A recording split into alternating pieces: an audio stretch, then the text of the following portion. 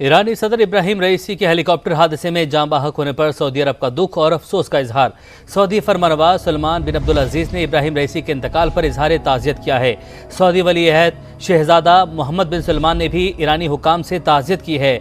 ईरानी सदर इब्राहिम रईसी के हेलीकॉप्टर हादसे में जाँ बहक होने पर सऊदी अरब की जानिब से भी दुख और अफसोस का इजहार किया गया। सऊदी फरमानवाज सलमान बिन अब्दुल अजीज ने इब्राहिम रईसी के इंतकाल पर ताज़ियत का इजहार किया है। सऊदी वली अहद शहजादा मोहम्मद बिन सलमान ने भी ईरानी हुकाम से ताज़ियत की है।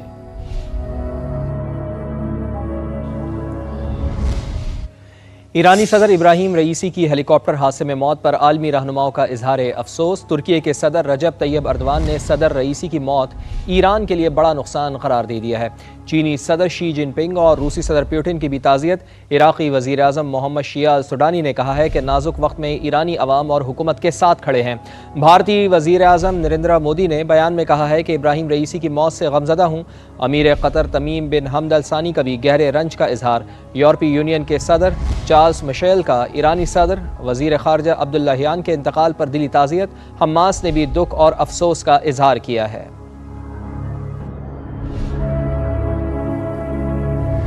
वज़ीर आज़म शहबाज शरीफ का हेलीकॉप्टर हादसे में ईरानी सदर इब्राहिम रईसी की नागानी मौत पर इजहार अफसोस। पाकिस्तान में यौम सोग का ऐलान किया गया। ईरान से इजहार यकजहती के लिए कौमी परचम सरनिगू रहेगा। वज़ीर आज़म का कहना था कि इब्राहिम रईसी पाकिस्तान के अच्छे दोस्त थे। इस नुकसान पर ईरानी कौम के साथ दिली ताज़ियत और हमदर्दी का इजहार करता हूँ। तो आपको अपडेट करें, वज़ीर आज़म शहबाज शरीफ का हेलीकॉप्टर हादसे में ईरानी सदर इब्राहिम रईसी की नागानी मौत पर इजहार अफसोस। पाकिस्तान ने यौम सोग का ऐलान किया। ईरान से इजहार यकजहती के लिए कौमी परचम सरनिगू रहेगा। वज़ीर आज़म का कहना था कि इब्राहिम रईसी पाकिस्तान के अच्छे दोस्त थे। तुर्की के ड्रोन ने 14 घंटों बाद हेलीकॉप्टर के मकाम का पता लगाया। रेस्क्यू टीमों को शदीद धुंध और बारिश के बाइस मुश्किलात का सामना रहा। ईरानी सदर के जाँ बहक होने के बाद आईन के मुताबिक नायब सदर ने जिम्मेदारियां संभाल ली हैं। इब्राहिम रईसी मशरक़ी अज़रबैजान में डैम का इफ्तिताह करने के बाद वापस आ रहे थे। सदर इब्राहिम रईसी के जाँ बहक होने का बाज़ाब्ता ऐलान इमाम अली रजा के रोज़े पर किया गया। वज़ीर आज़म का ईरानी सदर के हेलीकॉप्टर हादसे में जाँ बहक होने पर इजहार अफसोस। पाकिस्तान में यौम सोग का ऐलान किया। कहा, ईरान के साथ इजहार यकजहती के तौर पर परचम सरनिगू रहेगा। उनका कहना था कि इब्राहिम रईसी पाकिस्तान के अच्छे दोस्त थे। इस नुकसान पर ईरानी कौम के साथ दिली ताज़ियत और हमदर्दी का इजहार उनकी जानिब से किया गया। तो वज़ीर आज़म शहबाज शरीफ की जानिब से ईरानी सदर के हेलीकॉप्टर हादसे में जाँ बहक होने पर अफसोस का इजहार किया गया। पाकिस्तान में यौम सोग का ऐलान किया। कहा कि ईरान के साथ इजहार यकजहती के तौर पर परचम सरनिगू रहेगा। उन्होंने मजीद कहा कि इब्राहिम रईसी पाकिस्तान के अच्छे दोस्त थे और इस नुकसान पर ईरानी कौम के साथ दिली ताज़ियत और हमदर्दी का इजहार करता हूँ।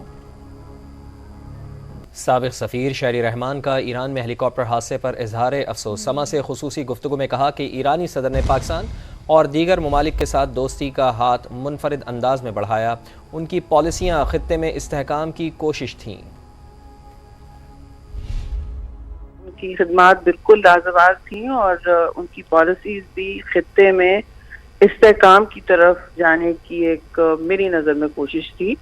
और उन्होंने दोस्ती का हाथ पाकिस्तान के साथ और दूसरे ममालिक के साथ भी एक बड़े नए अंदाज में मुनफरिद अंदाज में बढ़ाया था। ये एक अलग बात है कि पाकिस्तान के देरीना ताल्लुकात हैं ईरान से और वो मुस्तहकम ही रहेंगे जी। जो भी रियासती तब्दीलियाँ आती हैं, ईरान एक मुस्तहकम मुल्क है और उनका सियासी ढांचा कोई ऐसा नहीं है कि लड़खड़ाए। इस वक्त बहुत गम और सोग का वक्त है पूरे हमारे ईरानी भाइयों और बहनों के लिए और इस वक्त हमें सोग में उनके साथ ये सोग बांटना होगा और ये मैसेज जरूर देना होगा कि हम दुख में उनके साथ बराबर के शरीक हैं। मुशाहिद हुसैन सैयद ने सदर इब्राहिम रईसी की मौत एक बड़ा नुकसान करार दिया। समा से गुफ्तगू में उन्होंने कहा था कि ईरानी सदर और वजीर खारजा पाकिस्तान के दोस्त थे। पाक ईरान ताल्लुकात नई बुलंदियों तक ले जाने में अहम किरदार अदा किया। समझता हूँ कि ये एक बड़ा अजीम सानिया हुआ है जो शहादत हुई है इब्राहिम रईसी साहब की और उनके बड़े दबंग वजीर खारजा अमीर अब्दुल्लाहियान। दोनों मेरे पुराने दोस्त थे, 30 सालों से मैं जानता था और हाल ही में जब मैं तेहरान गया फलस्तीन कॉन्फ्रेंस के लिए तो दोनों से मुलाकात भी हुई थी और दोनों पाकिस्तान के बड़े दोस्त थे। अल्लामा इकबाल के शहदाई थे और ख़ास तौर पर मुस्लिम उम्मा के दो बड़े कॉजेज हैं, मकबूजा कश्मीर और मकबूजा फ़लस्तीन।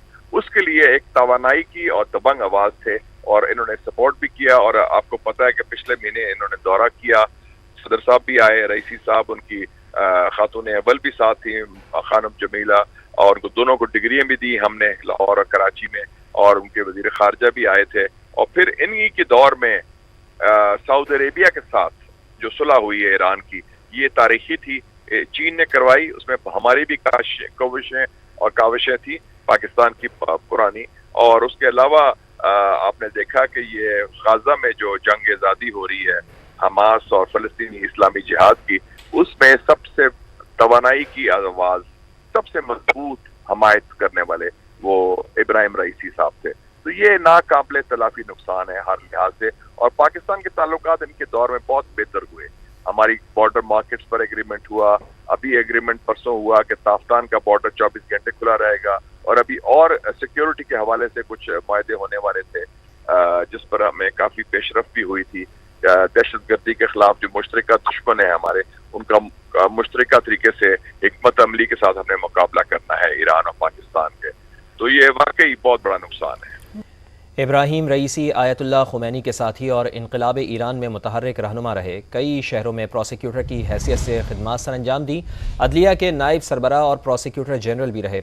2021 में 63% वोट हासिल करके सदर मुंतखब हुए। उनकी ज़िंदगी पर एक नज़र डाल लेते हैं। ईरानी सदर इब्राहिम रईसी की कुर्सी पर स्याह कपड़ा रख दिया गया है। ईरानी काबीना का इजलास तलब कर लिया गया है। आइन के मुताबिक नायब सदर जिम्मेदारियां संभालेंगे। नए सदर के इंतखाब के लिए 3 रुकनी कौंसिल तश्कील दी जाएगी। कौंसिल 50 रोज में इंतखाबात का इनेकाद कराएगी। सदर का इंतखाब बराह रास्त अवाम की वोटिंग से होता है। सदारती उम्मीदवारों की मंजूरी ईरान की बाइख्तियार कौंसिल शुरा निगहबान देती है। तो ईरानी सदर इब्राहिम रईसी की कुर्सी पर स्याह कपड़ा रख दिया गया है। ईरानी काबीना का इजलास तलब किया गया है। आइन के मुताबिक नायब सदर जिम्मेदारियां संभालेंगे। ईरानी सदर इब्राहिम रईसी के अलमनाक हादसे में जाँ बहक होने पर आलमी रहनुमाओं ने गहरे दुख और अफसोस का इजहार किया है। इराक़ी वज़ीर आज़म मोहम्मद शिया अल सुडानी ने भी कहा है कि नाजुक वक्त में ईरानी अवाम और हुकूमत के साथ खड़े हैं। भारतीय वज़ीर आज़म नरेंद्र मोदी ने बयान में कहा है कि इब्राहिम रईसी की मौत से गमज़दा हूँ। ईरानी सदर ने भारत ईरान दो तरफ़ा ताल्लुकात मजबूत करने में अहम किरदार अदा किया। मेरी ताज़ियत उनके ख़ानदान ईरानी अवाम के साथ है। भारत दुख की इस घड़ी में ईरान के साथ खड़ा है। अमीर कतर तमीम बिन हमद अल सानी का भी गहरे रंज का इजहार कहा। ईरानी सदर रईसी के इंतकाल पर ईरानी हुकूमत और आवाम से ताज़ियत करते हैं। यूरोपीय यूनियन के सदर चार्ल्स मिशेल का ईरानी सदर और वज़ीर ख़ारजा के इंतकाल पर दिली ताज़ियत का इजहार।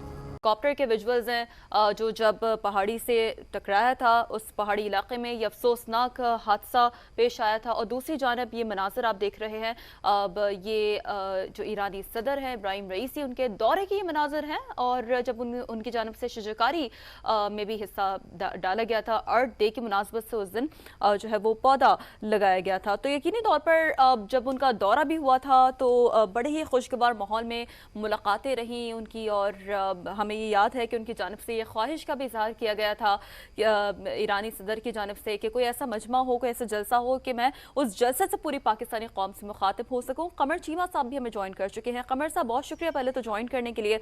सर, कैसे कंडोलेंस करेंगे इस अफसोसनाक खबर की? देखिए जी, ये इंतहाई अफसोसनाक दिन है और पाकिस्तान की हुकूमत जो है आज शोक मना रही है। इस हवाले से पाकिस्तान के ईरान से बहुत अच्छे ताल्लुकात हैं।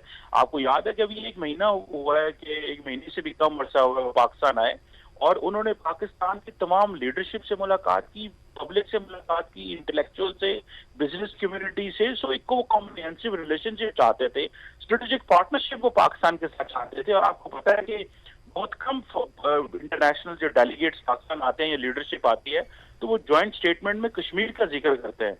तो ईरानी प्रेसिडेंट की जो ज्वाइंट स्टेटमेंट आई थी जब वो गए यहाँ से, तो उसमें कश्मीर का भी जिक्र था कि कश्मीर के मसले को हल होना चाहिए।